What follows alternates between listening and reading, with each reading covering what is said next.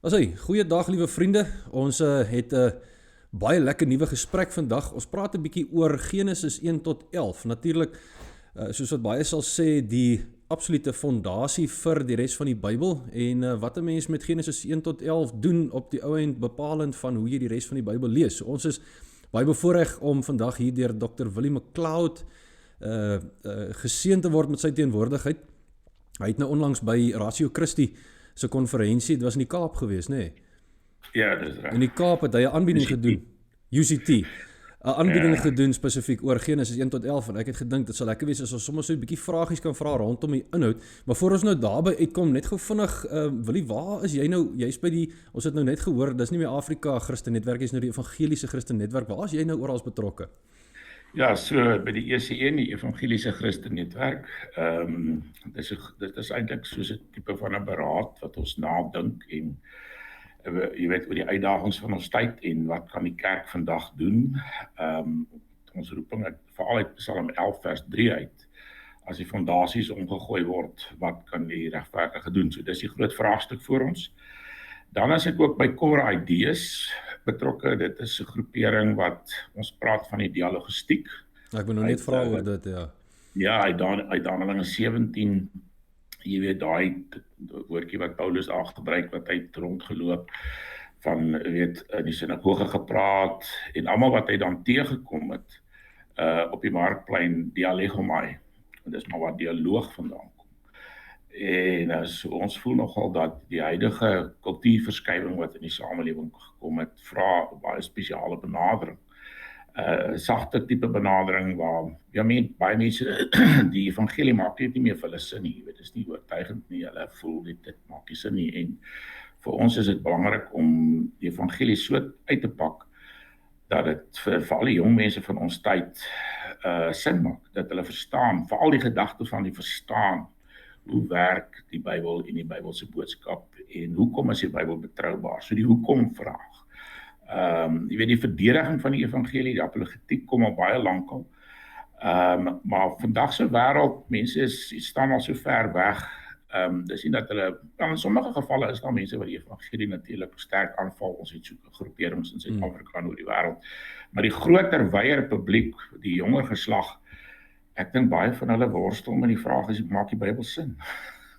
Nee, absoluut. En dis baie interessant. Ek het nou 'n boek gelees van nou kan ek nou nie sy naam onthou nie. So 'n Brit wat ook 'n radiostasie het, The Surprising Rebirth of Spirituality of Christianity, wat hy Ja. oor die statistiek van die laaste 15 jaar wys hoe intellektuele mense en veral ook generasie Z, hoe hulle so half terug beweeg na of weer geïnteresseerd raak in alles geestelik en dan spesifiek rondom die Christendom.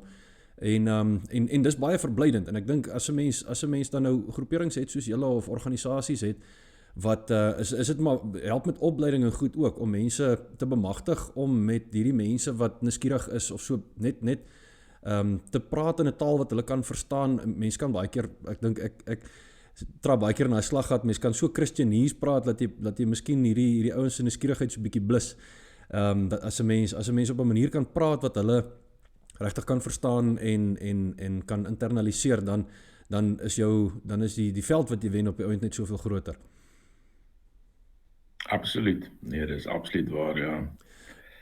Nou kan ons inspring in hierdie Genesis 1 tot 11 gesprek. Ek het vir jou so 'n paar vragies aangestuur en maar net so half as 'n riglyn vir gesprek. Enetjie wat miskien nou nie daar was nie en ek het nou so aan die begin net vinnig daaraan geraak, as ek sommer by jou net kan hoor, hoe belangrik is dit hoe 'n mens Genesis 1 tot 11 benader vir jou lees van die res van die Bybel? Ja, so ek dink dis baie belangrik.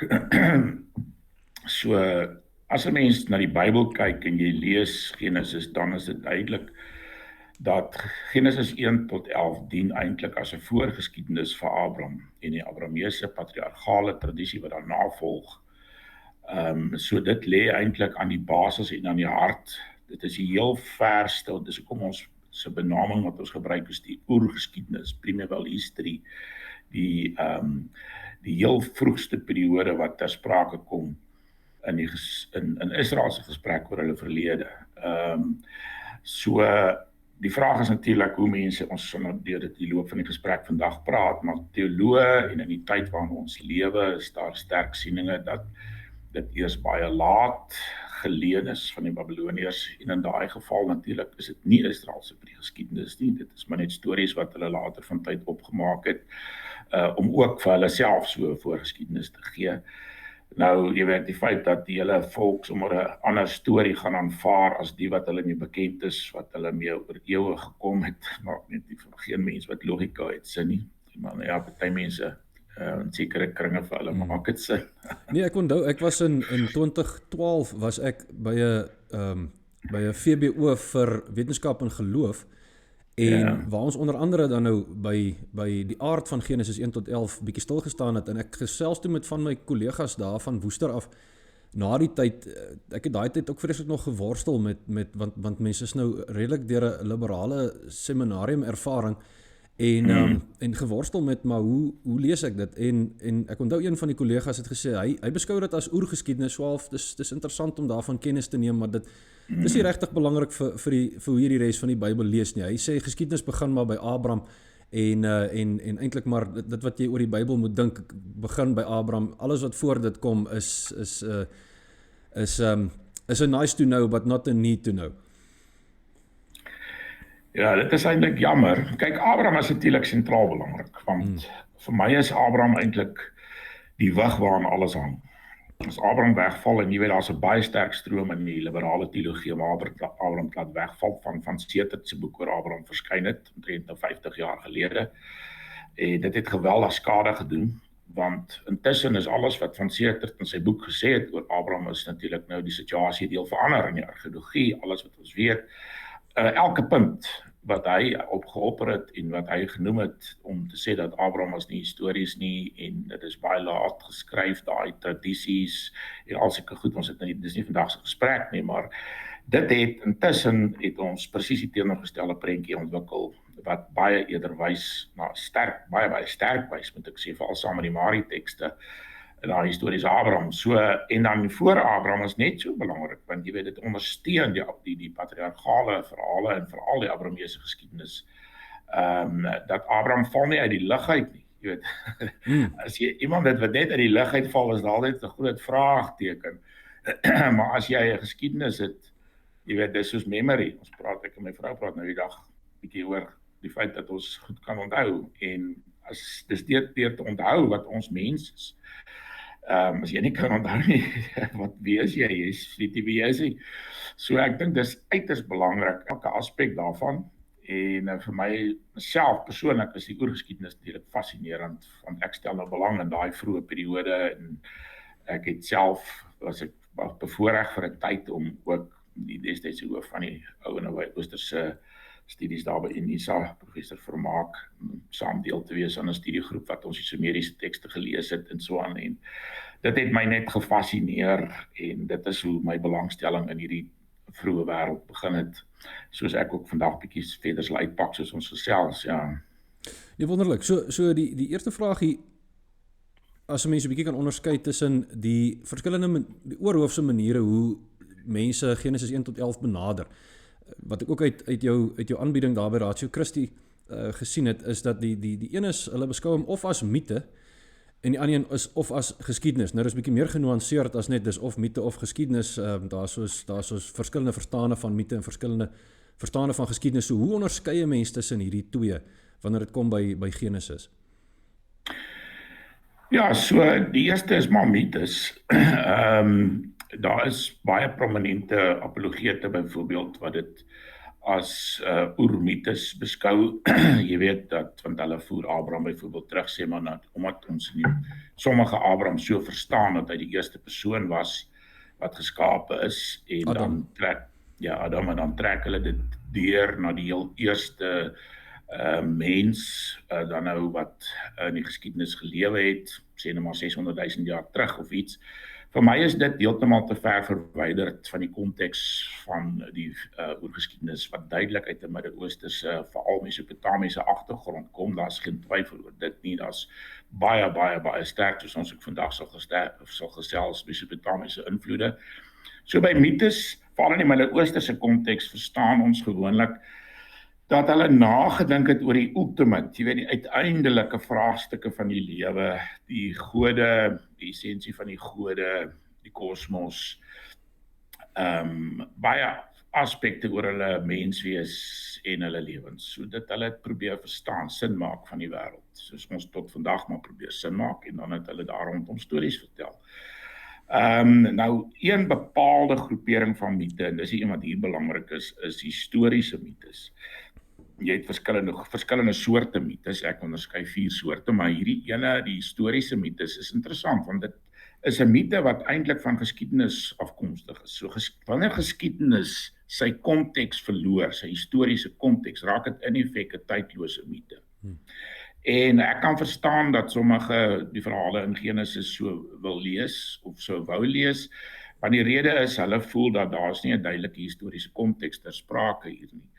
Maar as 'n mens bietjie delf en so, dan vind jy wel waar daai historiese konteks lê. En as 'n mens dit natuurlik doen, dan is die historiese waarde of die historiese begronding daarvan baie duideliker. Aan die ander kant het ons geskiedenis. So geskiedenis is die studie van die verlede. Nou, die ding met geskiedenis is, meeste mense wat oor geskiedenis nadink, sal sê geskiedenis het met die Griekse skrywer Herodotus begin. En die rede daarvoor is, kyk, Herodotus het allerlei stories wat hy in sy boek opneem. Sommige is baie fabulous, soos jy sal sê, val die wat in die uithoeke van die bekende wêreld afspeel en so aan. Maar die ding met Herodotus is dat hy gee kritiek, hy spreek twyfel uit. En dis die doel van geskiedenis, is om te evalueer, jy weet, om te kyk, is hierdie kan ons regtig hierdie tipe inset aanvaar? Maak dit sin in daai raamwerk? Ons het hierdie inligting gekry.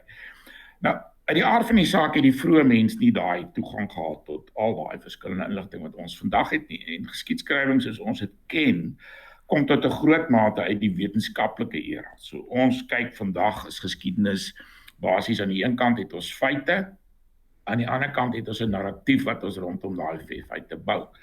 Omdat ons 'n narratief het wat ons rondom daai feite bou, is dit nie 'n empiriese wetenskap nie. Dit is ons praat gewoonlik van hermeneutiese dissipline. So dis is hoekom geskiedenis kan baie uiteenlopende invalshoeke hê en ons mense maak baie keer asof hierdie is die enigste ware geskiedenis. Mense kan nie regtig so sê nie. Maar daai wetenskaplike hoek van feite is iets wat in daai vroeë wêreld vind ons dit nie. As 'n mens byvoorbeeld kyk na die vroegste historiografie. Nou, historiografie, dit is in vandag se terme is dit die nadenke oor die geskiedenis en ondersoek van die geskiedenis, maar in daai tyd se terme, wanneer ons dit so gebruik, is dit hoe hulle probeer het om hulle eie geskiedenis te rekonstrueer. En die vroegste poging tot historiografie wat ons vind is natuurlik die Sumeriese koningslys. En die lys dateer omtrent so uit die begin van die Ur-3 periode in Sumerië, sê maar so 2100 voor Christus en dan 'n bietjie later die Isenlarse periode, net voor die Babiloniërs beheer oorgeneem het oor Mesopotamië in die tyd van Hammurabi. So, en dan wat ons daar vind is, dat hulle het gegaan en, alhoewel die koningslys is, hulle het net al die verskillende lyste van konings wat in die verlede gelewe het, soos hulle dit nou gesien het, het hulle net gelys onder mekaar, was daar tog sekere dinge wat hulle gedoen het. Hulle het byvoorbeeld die vloed gevat, en dan het hulle 'n sekere dinastie voor die vloed geplaas, ander na die vloed geplaas. Verder het hulle gegaan en hulle het sulke kort notas by verskillende persone bygesit, net om te sê iets van sy lewe of wat ook al het hulle bygesit. En nou wat baie interessant is, en mense wat op daai Sumerioloë wat werk op daai lyste, daar's natuurlik nie net een die bekende Sumeriese koningslyste, daar's ook 'n ander lyst wat al ontdek is wat eintlik nog ouer is en wat lyk asof dit uit die Akkadiese periode dateer, dis omtrent so 2300 voor Christus. Wat interessant is van die koningslys is dat hulle het 'n sekere literêre styl. waarbinne hierdie historiografie plaasvind. So as ons dit historiografie noem, soos wat Sumerioloë doen as hulle met daai teks werk. Nou moet ek sê, historiografie wat ons hiervan praat, is nie geskiedenis in ons sin soos ons vandag geskiedskrywe het nie. Dit sal miskien elemente hê van legende en selfs hier en daar mites ook akkommodeer, want dit is nie dieselfde as vandag nie. En hulle werk natuurlik ook veral in daai tyd sterk met orale materiaal wat mondelings oorgedra is. Is historiografie ook baie soos die sagas van die Vikings? Is dit 'n tipe historiografie waar jy legende en historie en bietjie mite in een het? Ja, soos nie heeltemal dieselfde nie, want wanneer jy die sagas het, kyk, ons het natuurlik ook groot sagas uit daai vroeë tyd. Jy het in die Ur-3 periode wat ek net na verwys het, dit was die laaste renessans van die Sumeriërs voordat hulle verdwyn het van die toneel af. Het hulle die digters wat vir baie lang tye hierdie materiaal oorgedra het hulle dit neergeskryf, hierdie groot verhale, die verhalings van die vroegste verhalings van Gilgamesh, van Enmerkar, van daai groot konings wat in die groot helde epog van Sumerië, dit is gaan terug na die Uruk-periode, omtrent so 3000 voor Christus, wat daai tyd so gelewe het, en so dan is dit opgeteken. So daai is die tradisies wat die digters oorvertel het, en ons weet, jy weet nou, vandag sit ons met 'n probleem, want omdat ons nou al vir eeue skryf, het ons nie meer sterk mondelinge tradisies nie. Ons vind ietsie daarvan in die Bybel, soos in Jeremia, wat sê, die Here sal sy wet op ons hart skryf. Nou daai is natuurlik dat hulle die wet geken het, is op die hart geskryf, hulle ken die wet uit hulle kop uit. So daar's 'n ou orale tradisies, en as 'n mens gaan kyk na byvoorbeeld Sargon die Grote, hy was die een wat die Akkadiese ryk tot stand gebring het, sy dogter Enheduanna, sy 3 pragtige gedigte ter ere van die godin Inanna geskrywe, wat dieselfde as Ishtar was op daai stadium. En in hierdie een gedig sê sy vir die digters dat hulle hierdie gedig woordeliks, verbatim presies moet oordra. En sy gebruik tegniese terme wat wys dat die digters het sekere tegnieke gehad wat hulle in daai stadium gevolg het, waarin hulle hierdie woordeliks presies oorgedra het. En dis hoekom orale tradisies goed behoue gebly het. As ons gaan kyk na die tradisies wat opgeskryf is in die Ur-3 periode, veral oor die groot helde epog van die Sumeriërs, dan is dit interessant hoe mooi ons dit kan korreleer met argeologiese opgrawings uit daai bepaalde vroeë tyd. So mens moenie die feit dat dit orale tradisies is waarop hierdie goed gebaseer is, net dink nou nee, dis lig, dis kampvuurstories, en dis beslis nie kampvuurstories wat ons hiervan spraak nie. Hulle het die geskiedkundige aspek en element baie mooi het hulle dit oorgedra. Maar natuurlik, dis nie geskiedskrywing. Mense moet dit net besef. So die historiografie wat ons by die Sumeriese koningslys kry, as ons daarvan historiografie praat, natuurlik, dan kan ons van Genesis, van die oorgeskiedenis ook van historiografie praat, want dis presies dieselfde literêre styl. Dis die enigste 2 tekste wat hierdie literêre styl het in die geskiedenis en in die wêreld. En wat is die ooreenkomste? Kom ons kyk 'n bietjie. Die een is lyste van konings of voorsate. Die tweede ene is, daar's kort, laat ek eers verder dit sê, daar's hierdie lang lewensperiodes. Hulle lewe honderde jare. Jy weet, dit vind jy nêrens anders. Die Assiriese koningslys is lang lyste van konings, maar daar's nie hierdie lang groot ouderdomme nie. Dan het 'n mens hierdie kort notas wat by verskillende persone in die Bybel sê het by Henog kry of by Nimrod kry of so aan wat ingevoeg is. Presies dieselfde in die Sumeriese koningslys. Dan vind jy dat die vloed het as basis gedien, sekere dinge voor die vloed, ander dinge na die vloed. Dan vind jy Sumerië, die Sumeriese wêreld en agtergrond was baie belangrik in al 2 hierdie dokumente. En in die Bybel praat hulle van Shinar, dis die vlakte van Shinar, dit is natuurlik Sumer.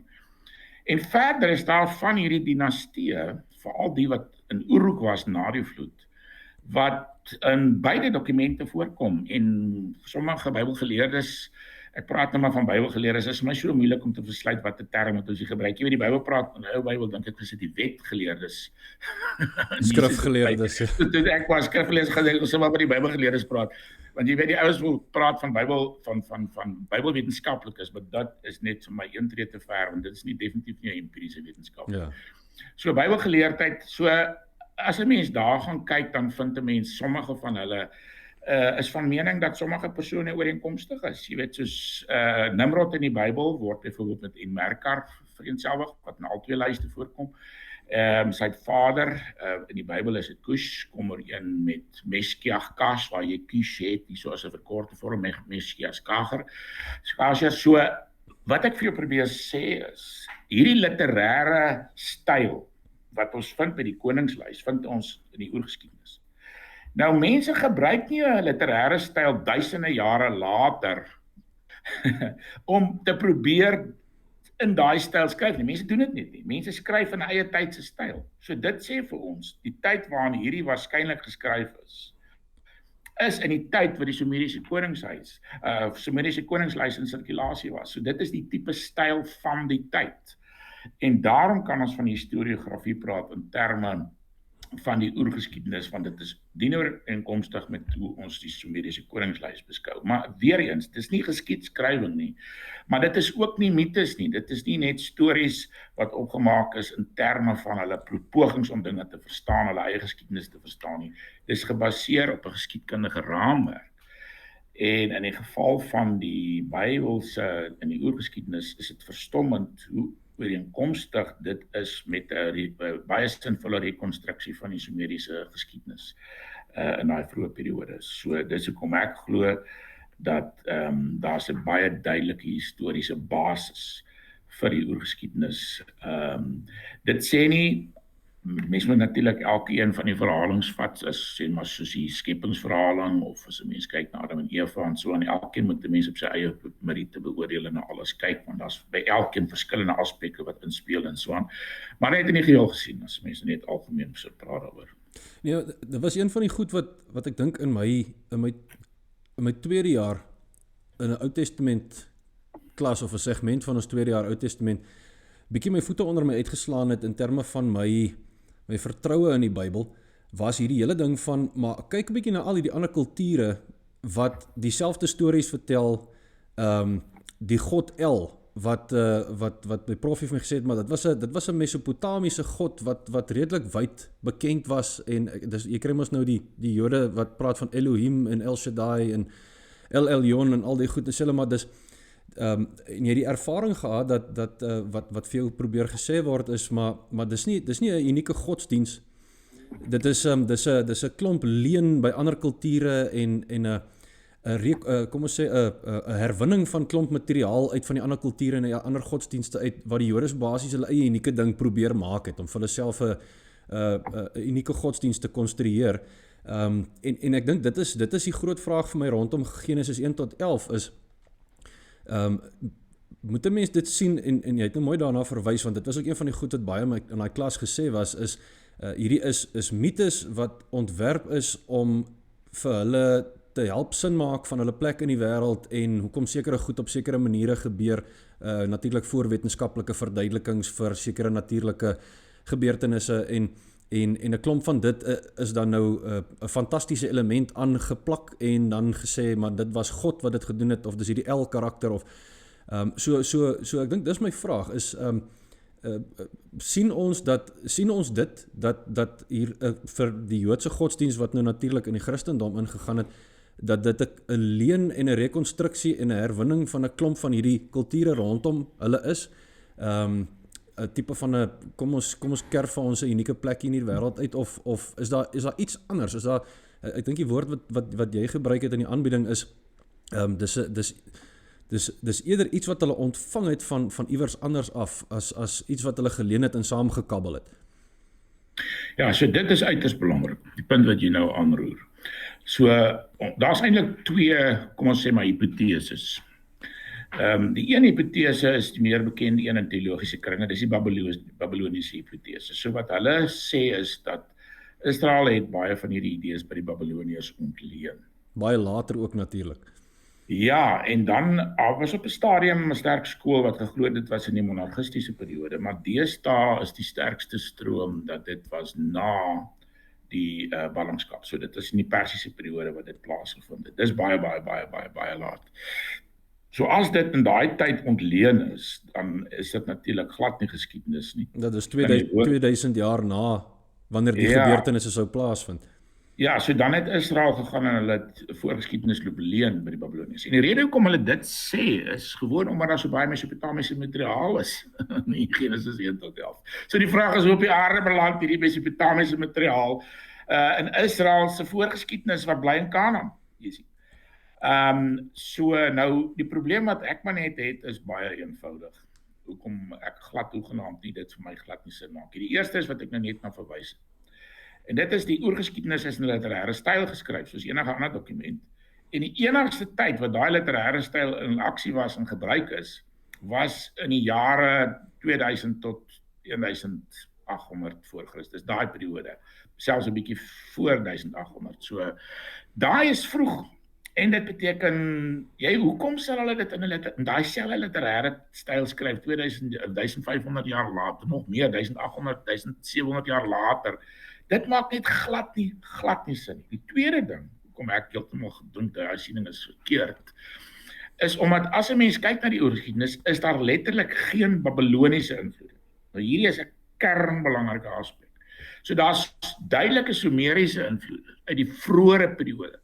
Maar daar's geen invloed uit die Babiloniese tyd. Dis van 1818 voor Christus toe Hammurabi die hoërser van Mesopotamië geraak het en daarna kom die Babiloniese tyd. Toes Marduk verhef tot die hoof van die gode in Babylon.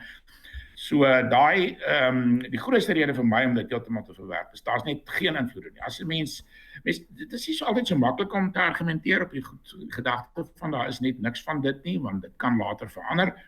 Soos die tyd aanloop, maar ons ken nou al die Babiloniese tyd baie goed. Ons ken daai stukkie geskiedenis, ons ken die literatuur, alles. Daar's geen teken hoegenaamd dat die die oorgeskiedenis enigsins in die minste gebruik maak van Babiloniese invloed. Dit is alles vroeër. So as 'n mens nou kyk na so die eerste is die Babiloniese hipotese. Die tweede is die Sumeriese hipotese. Nou ek self het 'n artikel daaroor gepubliseer, wetenskaplike artikel wat gepubliseer is ook in 'n joernaal en dit is daar op my webtuiste of my daar by academia.edu op die platform beskikbaar as jy ons bietjie daar wil gaan kyk. So wat dit sê is dat hierdie inligting, hierdie tradisies kom saam met Abraham, saam met die Abrahamese familie.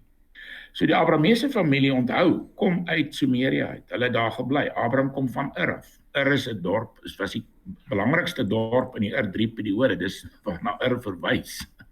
So die Ur-3 periode, Ur was die hoofstad van die Ur-periode en was een van die heel belangrikste stede in daai vroeë tyd. Om die waarheid te sê, die Persiese Golf het destyds tot daar in die noorde gestrek. En vandag is dit net 'n bar land. Ek was al daar, dit is baie woestynagtig, is baie hartseer eintlik. Maar daai tyd was Ur 'n baie belangrike hawestad en dit was ongelooflike kultuur en alles. Maar die Sumeriërs het saam met die Semiete daar gebly. Nou die Semiete het meestal 'n klein bietjie meer noord gebly, net noord van Sumer. Daar is van Sumerië, daar in die Kish is die stad se naam. Daar was 'n baie ou Semitiese dinastie wat daar geheers het. En daar's geen twyfel dat Semiete, dit is nou Israel was Semiete geweest, dat die Semitiese voorvaders van Abraham het van die heel vroegste tye het hulle saam met die Sumeriërs daar gebly. So hulle het 'n gedeelde erfenis. En dis hoekom daar 'n ooreenkoms is met die Sumeriese verhalings van hierdie selfe figure, selfe stories. Dis hoekom dit soveel ooreenkomste is. Daar's verskillende figure wat 'n mens kan noem wat baie sterk ooreenkomstig is. Daar's natuurlik ook verskille, maar daar's sterk ooreenkomste. Adapa en Adam byvoorbeeld. Etana, die naam Etana beteken hy het na God toe of hemel toe gegaan. Met Enoch nou. Met Enoch, jy die vloedtradisie wat baie duidelik figureer in al twee. Jy die natyd, ek het reeds verwys na byvoorbeeld Nimrod, ek het verwys na Kush, sy pa, daai hele dinastie wat in Uruk geheers het.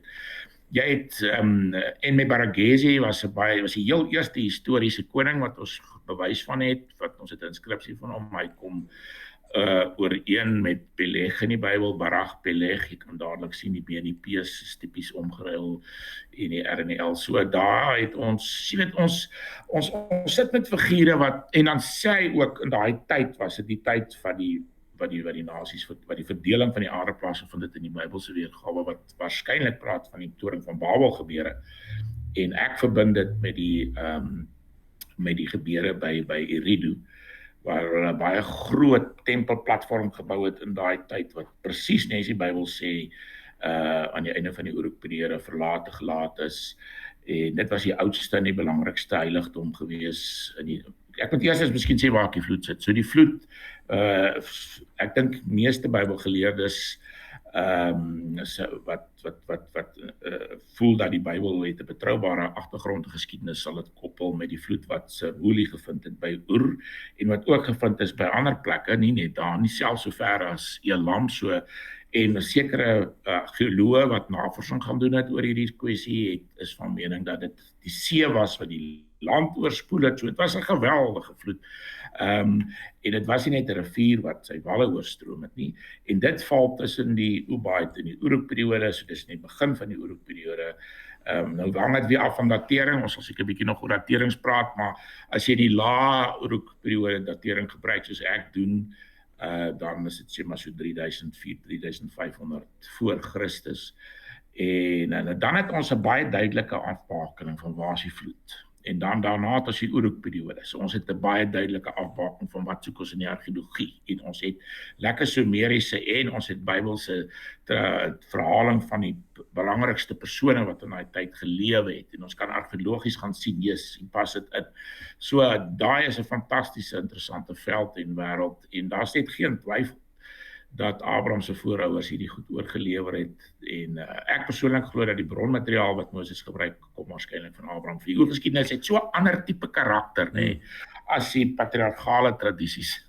Dat boonop die feit dat dit teruggaan na mondelinge tradisies baie vroeg terug, is daar geen twyfel by my dat Abraham waarskynlik die een was wat die meeste van daai materiaal bymekaar gesit het.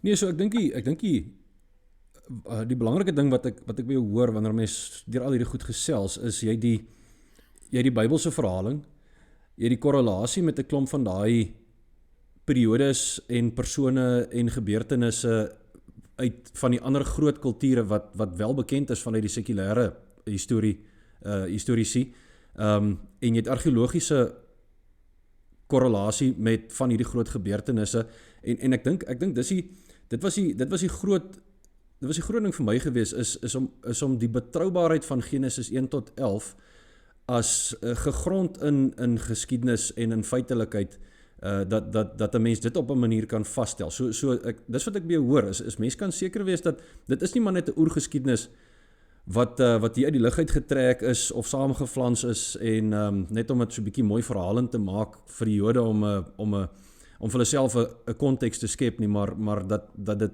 wêreldgeskiedenis is. Ja, so vir my is nog 'n rede, 'n baie belangrike rede wat ek nou net vlugtig na verwys het, is die feit dat die oorgeskiedenis ooreenkom, baie mooi ooreenkom met 'n baie sinvolle rekonstruksie van Sumeriese geskiedenis. Nou, ek bedoel, wat interessant is daar is, dis nie iets wat jy kry in Sumeriese bronne nie. Jy kry soos in die Sumeriese koningslys, jy kry baie van dieselfde karakter as die oorgeskiedenis, maar dit het nie daai volledige outline, jy weet, struktuur wat ons in die oorgeskiedenis kry nie. En as jy daai historiese outline struktuur wat ons in die oorgeskiedenis kry, dit kom ooreen met 'n baie sinvolle rekonstruksie van antieke Sumeriese geskiedenis wat wyd aanvaar word deur Sumerioloë. So die vraag is net, as iemand nou al hierdie stories sou opmaak, onthou, hulle ken nie die geskiedenis van Sumerië nie, daai geskiedenis is nog nie bymekaar gesit nie, daar's nie argeologie nie, niks nie. Hulle maak nou hulle eie storie op in die Babiloniese tyd. Hoe op die aarde sal mense dit regkry dat dit nou, as jy so lank terug na die tyd daarna kyk, kom dit ooreen met die Sumeriese geskiedenis wat ons in hedendaagse terme gerekonstrueer het oor die afgelope 100 jaar. Dit maak net glad nie hoegenaamd sin nie. Verstaan jy dit? Die enigste rede, niks minder as goddelike intervensie nie. Ja, so, jy weet, so dis soos Abraham, jy weet, weer eens, bietjie terug na Abraham toe, want hy is so 'n belangrike figuur, jy weet. Van Setert in sy boek het hy 'n groot kwessie gemaak dat daar was geen Elamitiese inval nie. Jy weet, Genesis 14 het die Elamite ingeval toe daar in die noorde van Sirië, van Mesopotamië tot in die Siriëse gebied ensovoorts. En intussen het die Mari-tekste natuurlik nou wat by Mari ontdek is, waardeur Abraham ook so gereis het, dis daar die Middel-Eufraat, wat dit die stad Mari geleef was, ook in die tyd van Abraham. Het is daai tekste ontdek wat presies uit die tyd van Abraham dateer.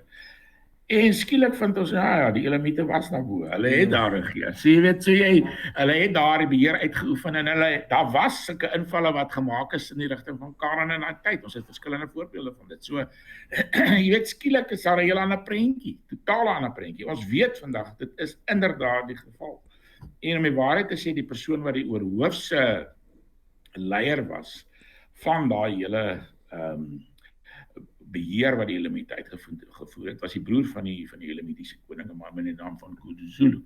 Nou die Kudus kan jy sommer dadelik sien kom ooreen met die Kedor wat in die Bybel voorkom, Kedorlaomer. So ek wil selfs die name, nou moet jy onthou, dis op baie lang tye en van hierdie goed is oral oorgedra, maar ek bedoel gewoonlik wat ons doen in hierdie verband wanneer dit by name kom, ons kyk wat ons noem is die wortel van die woord, die root. En dis die medeklankers.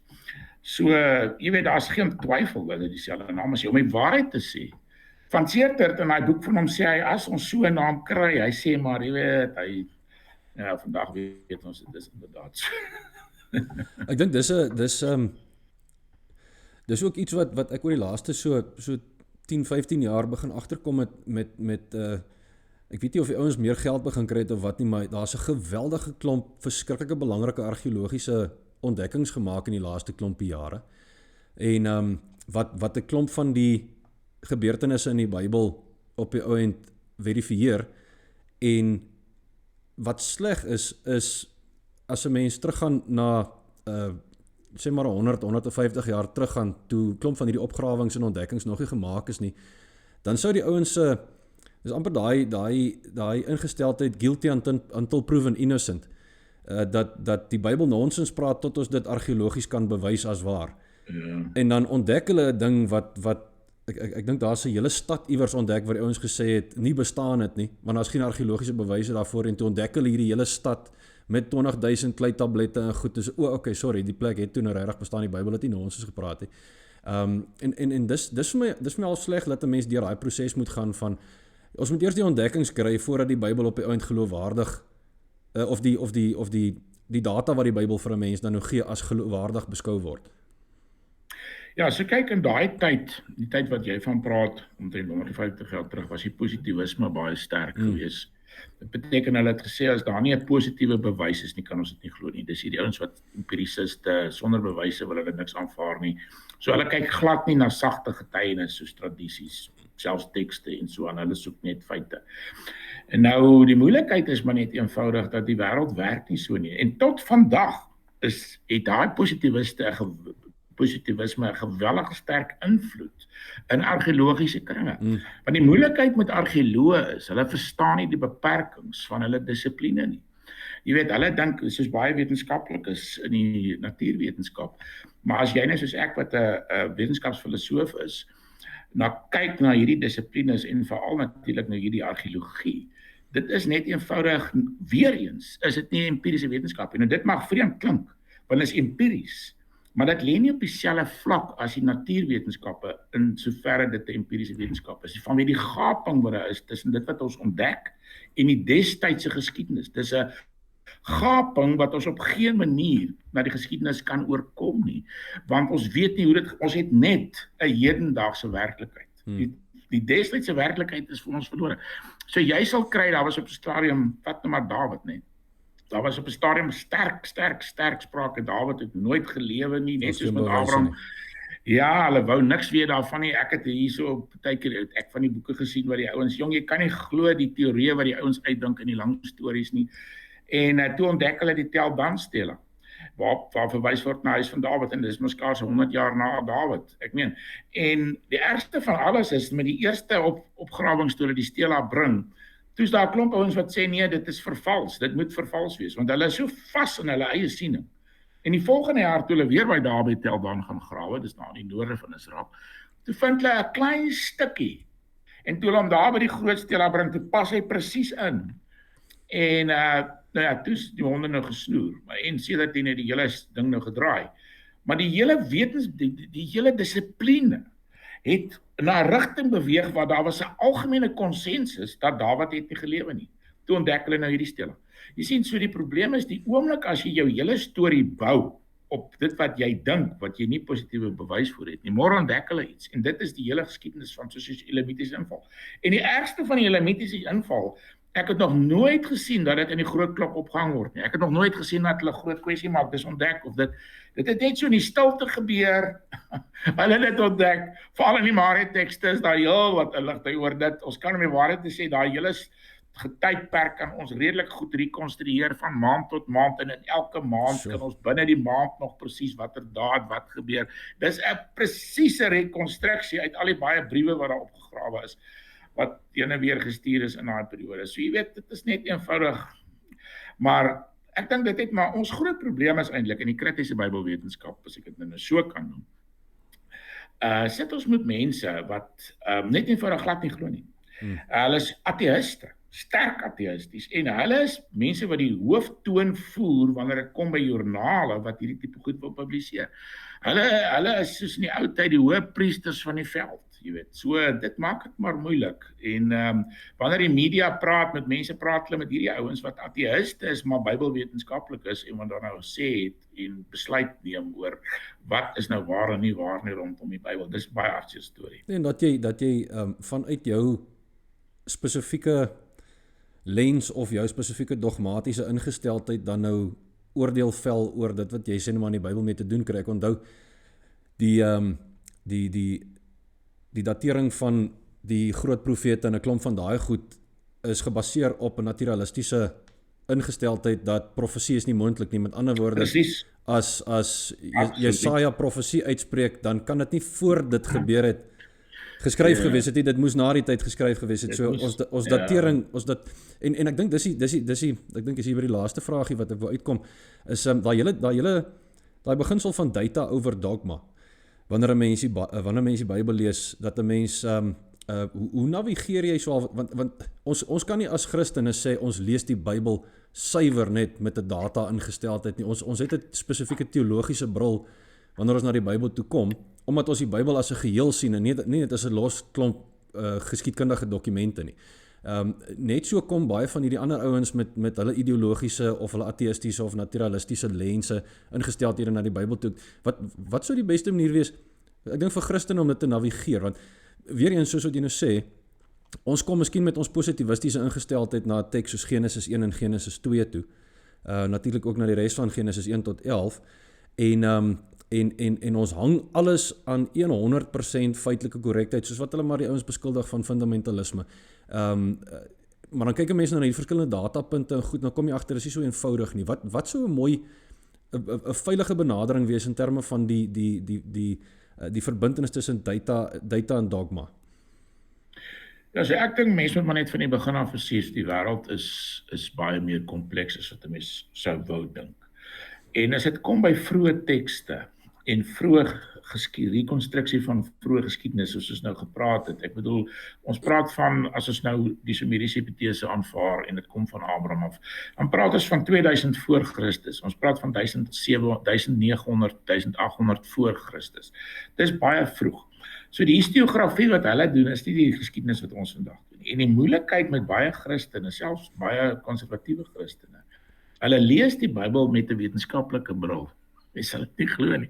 So hulle lees die terminologie wat hulle in Genesis vind vanuit 'n wetenskaplike hoek, asof dit deur iemand geskryf is wat bekend is met die wetenskap. En dis baie verkeerd. Ons moet vir mekaar sê dat as dit kom by die data, ons sal altyd vanuit die raamwerk van die argeologie gebrek aan data hê. Dit sal net nooit, ons het glad nie hoegenaamd 'n volledige prentjie nie, soos ek net nou gesê het. Maar ons het geen dade wat die Bybel weerspreek nie. Alles wat nog gevind is, ondersteun die Bybel. Dan vir lang tye was daar stiltes, want ons het nie inligting nie, dan kry ons inligting en dit ondersteun die Bybel. Dis nie asof as hierdie inligting ontdek en dit weerspreek die Bybel nie. Jy sou dit baie ernstig gehoor het as dit gebeur het.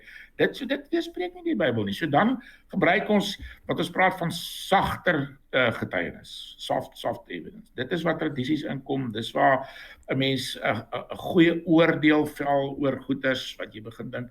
Want die moeilikheid is, ons het verskillende maniere van interpretasie. En die hermeneutiek van suspisie, wat hierdie ouens mee te doen het, en wat hulle elke dag gebruik, beteken hulle is suspisieus op die teks, oor die teks.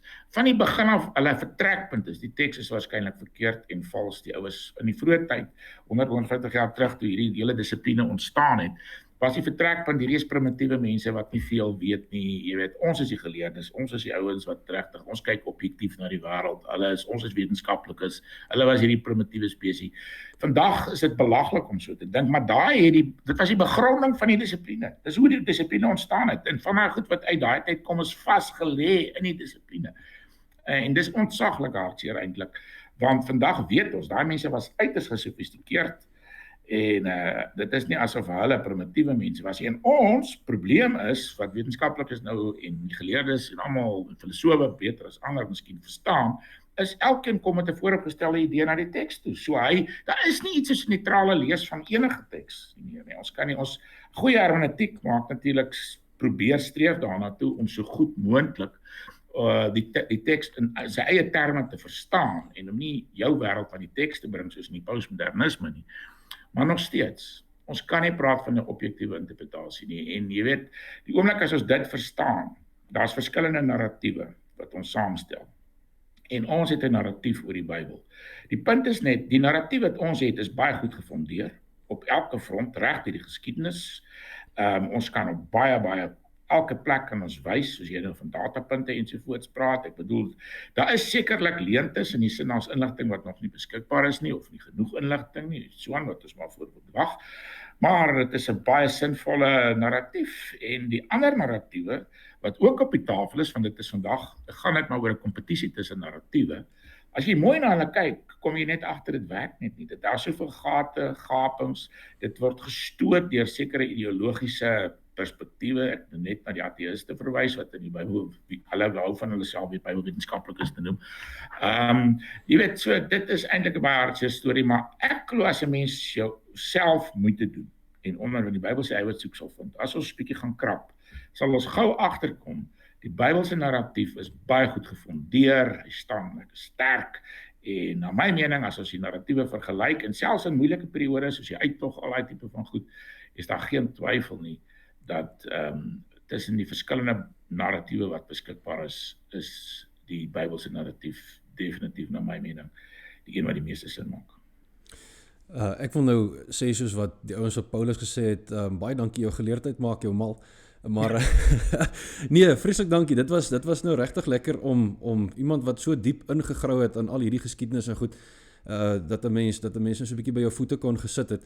En ek dink my groot natuurlik daai beginsel van Anselmus wat hy sê, geloof wat soek om te verstaan.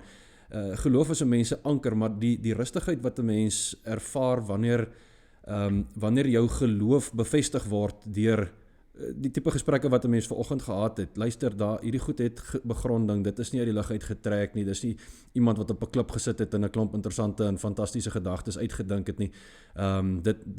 Dit help my en ek vertrou dit sal die ouens wat die video kyk ook vandag baie help. Ons vertrou so. So baie dankie. As jy ek sal nou sommer in die video beskrywing hieronder so 'n bietjie sit waar mense jou dalk in die hande kan kry, of jy het 'n paar boeke al geskryf. Ek wil nog 'n bietjie iewers praat oor daai boek oor die dragons en die geskiedenis, die wêreldgeskiedenis rondom drake. Dit behoort interessant te wees. Maar ek sal dan al reëse, né? Die reëse dis ek dink daar's 'n geweldige opkoms weer in belangstelling in goed soos die Nephilim en ander bonatuurlike goedjies wat mense in die Bybel dalk partykeer miskyk vanuit jou wetenskaplike bril. So ek dink dit sal 'n volgende lekker gesprek wees, maar baie dankie vir vandag se saamgesels en ons sal dan nou vir die ouens ook onder in die beskrywing 'n paar lekker bronne sit wat hulle kan gaan naslaan vir voorbereiding vir die volgende gesprek. Baie dankie. Ek het dit baie geniet om met jou te gesels. Seën.